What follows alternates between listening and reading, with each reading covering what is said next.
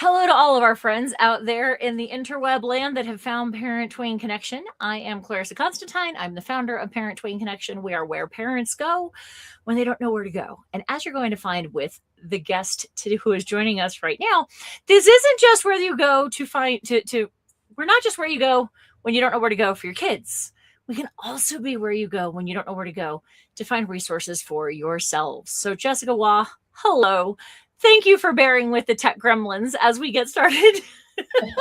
No problem. It is just part of life these days. So, Jessica, when you and I first met, I was like, we need to talk because, yes, we're the parent-tween connection. Yes, we're about supporting families at this point, primarily with kids of the ages between 10 and 20. That will be expanding.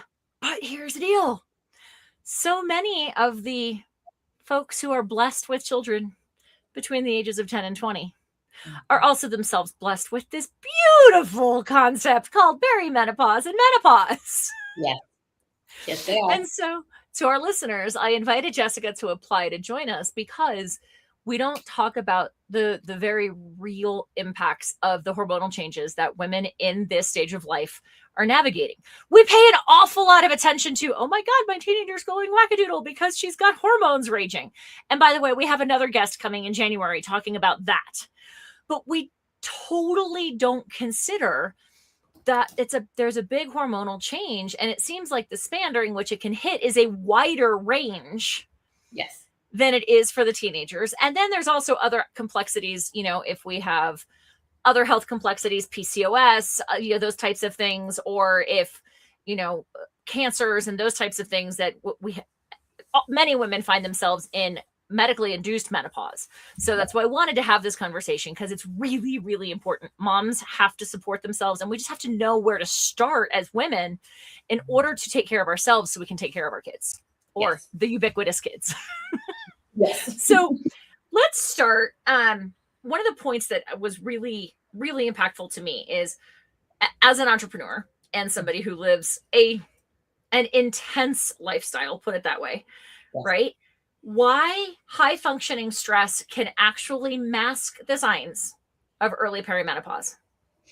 It's really common. And I think it's not even just high functioning stress masks the signs. It's that we use stress as a clean slate, as a wipe, as a overarching of whatever we're feeling. Because as entrepreneurs, we're typically underslept, overworked. We're doing everything for everyone. We've got 20 buckets going at the same time. And when we are doing so much, our adrenals are going extra.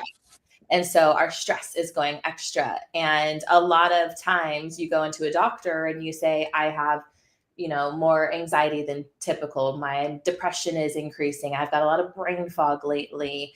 I am not sleeping through the night. I am having hot flashes. Maybe hot flashes, typically not so much stress, but a lot of those like earlier days, digestion issues, indigestion, there's so many things that doctors just like, oh, you're stressed.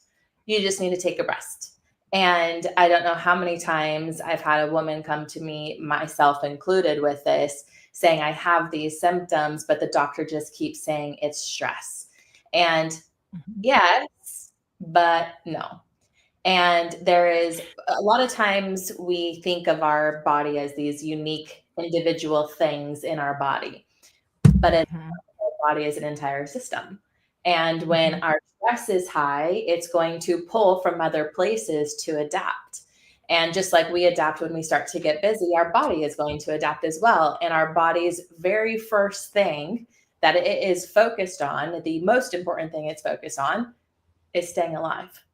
And so when our cortisol increases, it doesn't care if your skin is dry. It doesn't care if your ears get watery. It doesn't care if your brain fog is coming. It doesn't care if your anxiety increases. It doesn't care about those things. It cares about surviving. And so it pulls from our progesterone. It pulls from our estrogen. It pulls from so many other aspects of our body, which typically keep us feeling, let's just use the word sane. And with that, I might argue that, however, we'll go with it. Your face is perfect with that. And it keeps us from feeling the way we feel when we feel quote unquote normal, because our body's just trying to survive in the moment. So when you say, doctors are like, oh, it's just stress. And that's not to say that it's not stress, Yes. but it's not, my understanding is that it is to say is that it is not only Yes. stress. Yeah. Likely. Yeah. Very likely. So, And go ahead. Go ahead. There's so many things that are that put a play in it. And one thing that I don't think is talked about enough, because there's only starting to be research about it, and I'm a product of this, is if you have high stress in your life, and you might think your stress is not high, but I promise you it probably is. We have stress tolerance, just like we build tolerance to things around us. We build tolerance to stress really, really well, especially as women. And most of us, when we think of like what stresses us out, we don't think about the little things that stack on top of each other that create this like stress hurricane in our body. And what normally would have been a 9, we're like, no, I'm fine. It's a 2. I'm good. So that, and plus, if you have a traumatic background in any way, stress and trauma can push you into perimenopause early. And we don't talk about that enough. And we don't talk about that often. And I'm a product of that. I started perimenopause at 32, and 5 years ago, almost 6 years ago. And it took ages for me to figure out what was going on, because no one talked about it. No one knew about it starting that early. And there was stress and trauma. Plus genetics played a bit of a role in that for me as well. But it's not talked about. And it's very likely that stress is playing a part of it, especially if you're someone who has 17 tabs open in your brain at the same time. Stress is very likely playing a part of it. Wait. If you're someone who, is there anybody who doesn't have 17 tabs open at a time? Yeah. Okay. So then you were talking about how, like, when you've got this stress going on and it pulls from progesterone, it pulls from here. And I'm, as a former personal trainer, I have better than some exposure to the hormonal chaos that can ensue. Yes. And it's really easy just to be like, I'm just tired. Like, my brain doesn't shut down. Or I've got the brain fog, so I feel like I'm working overtime. It's so much harder to think sometimes to just do what, 20-year-old, 25-year-old me did really easily. So then what do we need to pay attention to? Like, can we, and if so, how do we identify the difference between the stress impact and or when do we start going, but wait, where are my hormones? Like, how do I know if I'm in like absolute hormonal chaos versus just life's just freaking insane? Yeah. I think it's a matter of how many symptoms you're feeling. If you're just stressed, maybe you're tired. Maybe you get a little overwhelmed. Maybe you have an emotional day. But if it's a chronic, every day I'm feeling 5, 10, 15 symptoms, and there's over 90 symptoms of menopause or perimenopause, both, because estrogen affects basically every inch of our body from our head to our toes. And then progesterone as well, which we don't talk about progesterone quite as much as estrogen in the grand scheme of everything, but they both play a really big role. And so if it's like, oh, today I'm stressed and I got a little snippy with my kids or my husband or my partner or my lover or whoever, and after I slept, I woke up and I felt good, and then that's probably stress. But if that then carries in and you can't sleep that night, you're waking up at 2, 3 in the morning, you're waking up and then you're wired, but you're also exhausted at the same time. And then you move into your day and you're having these rage attacks, and then you have these cry attacks. And then you move into your middle of the afternoon and you're feeling like you're plummeting and you're hungry, but you can't stop to eat because you've got 17 things going on. And then you go into your evening and you're like, crap, I need to eat. And then you're stimpy because you're still eating. And then you go into your evening and you're hot flashing and you're like, you're going from cold to hot, and then you can't sleep again. And it just keeps going and keeps going. Then we got to talk about your hormones. I'm just going to throw a PSA out to partners who are tuning in. May I lovingly, supportively, and emphatically remind you that accusing us of being hangry, bitchy, or PMSy is not in your best interest. Just saying. No, Okay. it's Well, not. and the other thought I had too is that so often, hormones get the rap of only being about sex. Yeah. Right? Like, when we hear it again in puberty and adolescence relative to teenagers about like, oh, their hormones are raging, all they're thinking about is sex. But Yeah. really, hormones are the drivers for everything. Like you said, estrogen impacts everything in our body head to toe. Hormones are they're really the GPS and like the navigators in a way for like 98% of our bodily functions, not just sex. Yes. So I'm really glad to have this conversation to remind parents or remind women, folks dealing with female menstrual type things, that it impacts everything in our bodies. Yes. So how do we tune back in when things have gone wackadoodle and cray cray? Mm-hmm. What do we do? Because I don't even have kids, but I am an entrepreneur, so I can relate to a lot of the intensity and the long hours and the snippiness and my people around me calling me hangry, and Yep. it's not their best decision. Nope. Ask me how I know. Right? But so what can we do to start tuning back into our bodies? And then, at what point do we need to go to the doctor? There's also rampant conversations about doctors not necessarily listening to women, which is a whole other conversation we could get into, right? And that studies have shown that it's harder for women to get doctors to listen to them or get medical professionals to pay attention, and they think you're just hormonal, right? Yeah. Which is why we're here. But how do we tune back in, and how do we get the help that we need? Yeah. So let's start with, how do you tune back in? And the simplest answer is not the easiest answer. And it's, you have to start putting yourself first, and you have to start checking in with yourself. And I can't even name the amount of times I've told a woman, have you asked yourself in this day, just today, how am I today?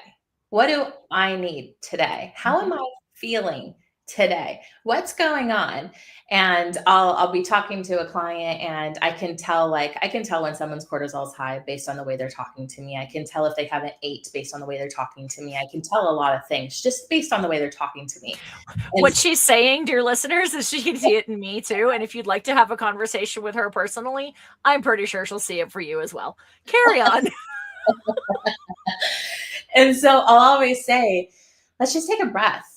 You can do this in your car. You can run to the bathroom and lock the door in case your kids are mowing you down. That's the only place you have space, is in your bathroom, because I feel like every mom says that. I'm not a mom either, but I'm an auntie, and I'm an owner of 4 companies. So I kind of get it. Not fully get it, but I kind of get it. Sure.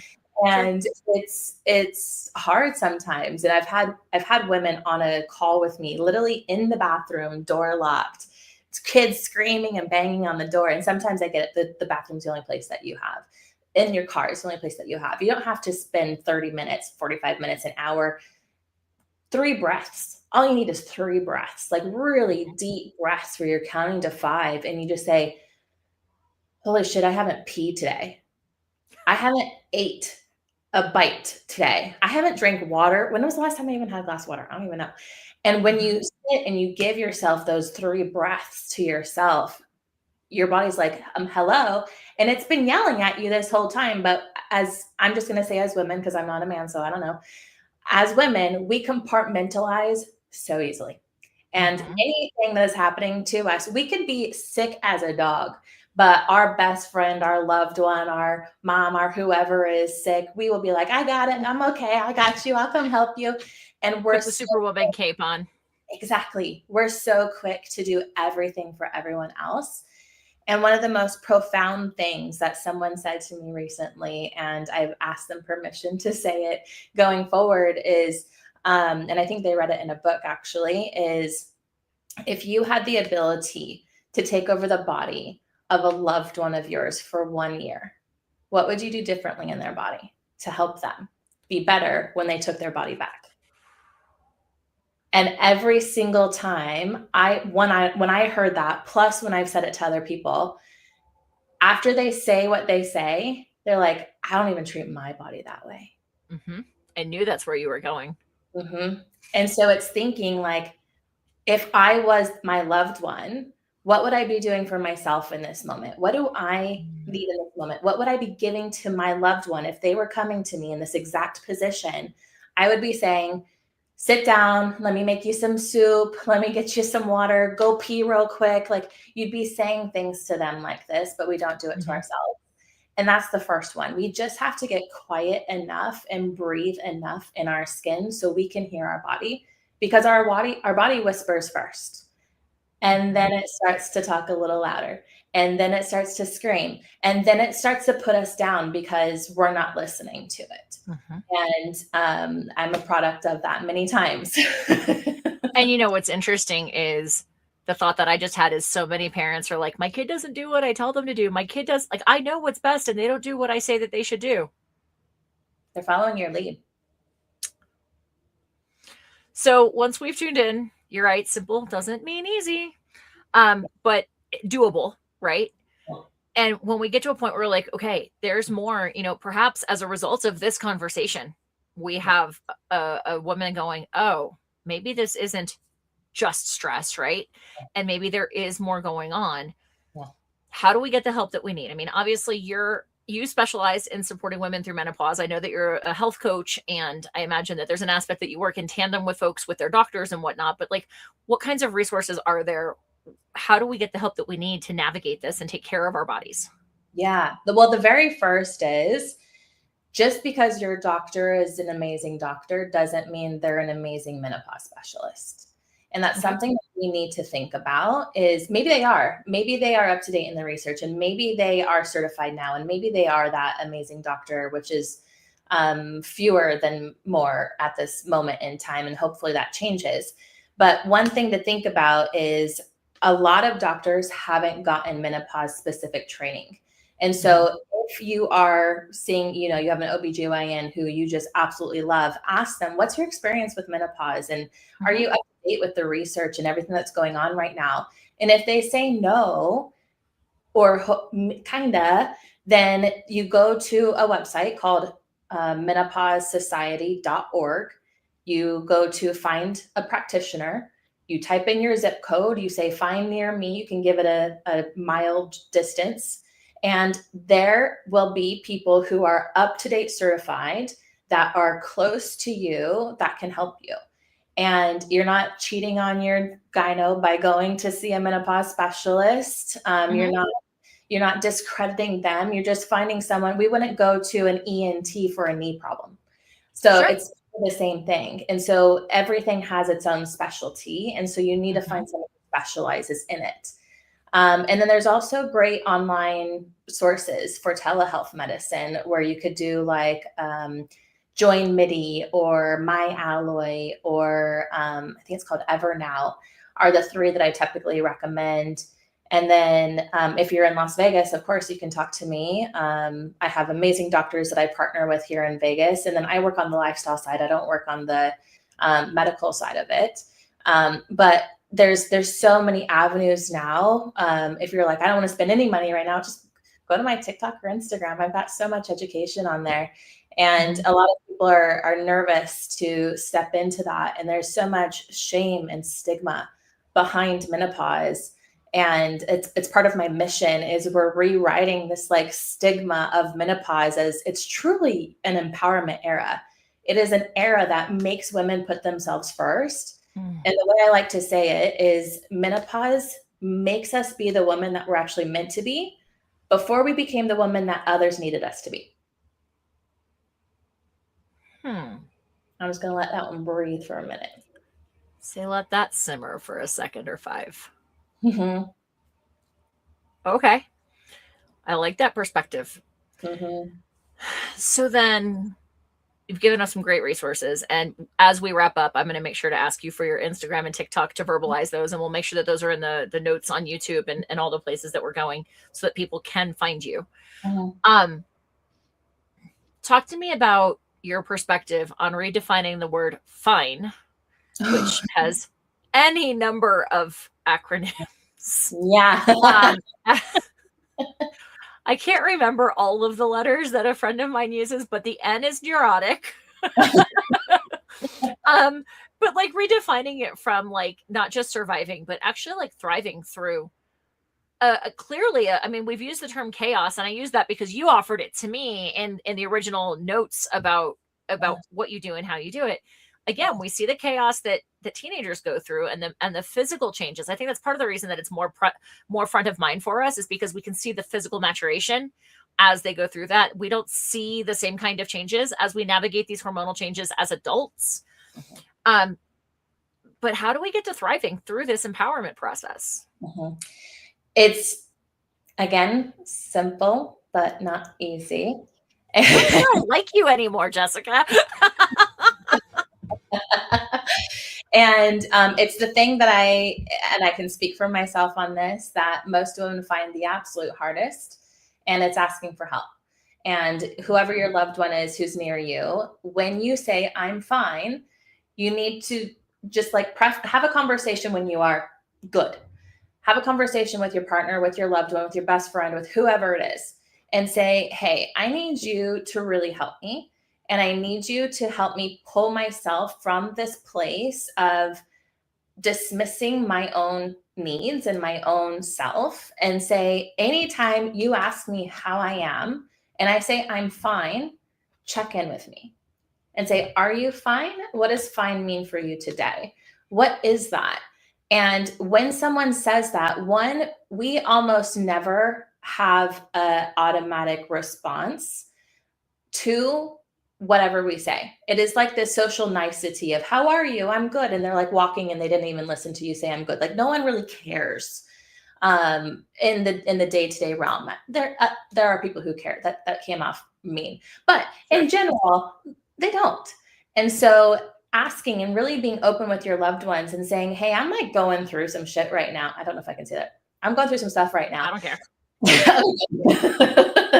I'm going through it right now, and I'm going to say I'm fine because that's just what I do. And I need you to help me because I'm not fine.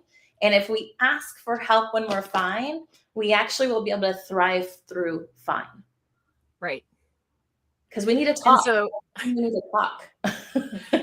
So the mom who I'm very close with, who uses the acronym, is listening. She's tuning in, and she's actually just texted me. And here's your definition for anybody who would like to understand what fine really means: freaked out, insecure, neurotic, and emotional. Yeah. Which of those am I?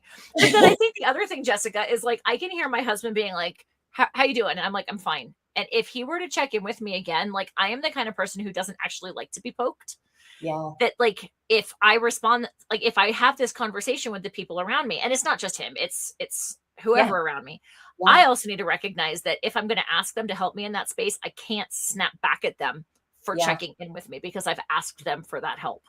Yeah. So, well, Jessica, just to go real quick, we're really quick to criticize ourselves. It's okay to snap in a moment. You just need to be in that moment with yourself and say, I'm sorry, I snapped. I'm fine. Am I freaked out? Am I insecure? Am I neurotic, or am I emotional? Yeah. And it's okay to snap. It's okay to be human. It's okay to have the full expression of emotions. And I think we dim having an emotion as women that is angry or emotional or hormonal. And it's okay to have those emotions. We need to account for those emotions once we're okay, but it's okay to express them. And if you are open with whoever's around you that, hey, I might snap, just like give me a hug or whatever it is that you specifically need. Or if you feel like I'm really not in that place and you're a journaler, then journal that night about why you are fine. And work through that on your own until you feel like you're comfortable to have people help you. And that would definitely be my MO. So thank you for throwing that out there. All right. So we're going to wrap this up. Again, thank you for your patience as we got started tonight, Jessica. And for folks tuning in, we had some tech gremlins in the works. So I I have two final questions for you. Here's the first one. Everything that we do here at Parent Tween Connection is based on what I call the foundations of connection. And I'm going to basically, the word connection is an acronym. So each of the phrases I'm about to share spells out connection. Anybody tuning in, if you want to download these, they're on our website. You can download, free copy, whatever. And I'm just curious, Jessica, kind of like which one rings true for you. So we start with create a safe place, observe, non-judgment, nod and smile, explore, challenge your truths, take your time, innovate, own your own story, and nurture. And I'm sorry that this is a pop quiz with 10 things to try to remember one of. But what are you thinking? Yeah, actually, two. First is non-judgment. We're so judgmental of ourselves and we're so critical of ourselves. And to come to a place of exploration is my second. Come to a place of exploration within yourself without judgment. Don't judge yourself for being snappy. Don't judge yourself for being emotional. Don't judge yourself for being hormonal. Don't judge yourself for being perimenopausal. Don't judge yourself for being a woman. Don't judge yourself for being a human. Just explore what you're feeling and say, it's okay. I feel this way. The more you dismiss yourself through judgment, the more your body's not safe. It's not safe to feel, and it's not safe to do the things we want. And we keep our weight on, we keep the belly fat, we keep the whatever it is because our body's not safe. So explore from a place of non-judgment so your body feels safe to express what it needs to express. Love it. Love it. All right. So Jessica, how do people find you if they want to learn more? Yeah, the easiest way, and you're going to hear, we didn't even say my first company's name. Perfect. I just rebranded my company, so you won't even know. Well, now you know. Is Instagram or TikTok is the easiest way. I have two different names on both. On TikTok, it's Not Your Mama's Menopause. And because we're not doing what our mamas did, and we're not being quiet no more. We're talking. And on Instagram, it's my company name, which is The Pause Effect with an A. And also my website is thepauseeffect.com as well. Okay. And we'll make sure, like I said, we'll come back probably over the weekend and get those back in on our notes here and whatnot. So, all right. For those of you who are tuning in, if this is your first time with us, please do make sure to click like, follow, or subscribe, depending on what platform you're catching us on. And Jessica and I actually are going to head over to Parent Tween Village. That is our parent-focused community. And we're going to have an exclusive conversation for our members on the breaking point that no one talks about. We're going to talk about it. So if you are part of Parent Tween Village, pop on over into your app on Go Collab and tune in. If you are not yet a member, pop on over to parentTweenConnection.com/Parent Tween Village to learn more. All of our live streams are archived there. So even if you miss our live conversation, you can catch the recording. So thank you, Jessica, and stand by. Have a great night, everybody.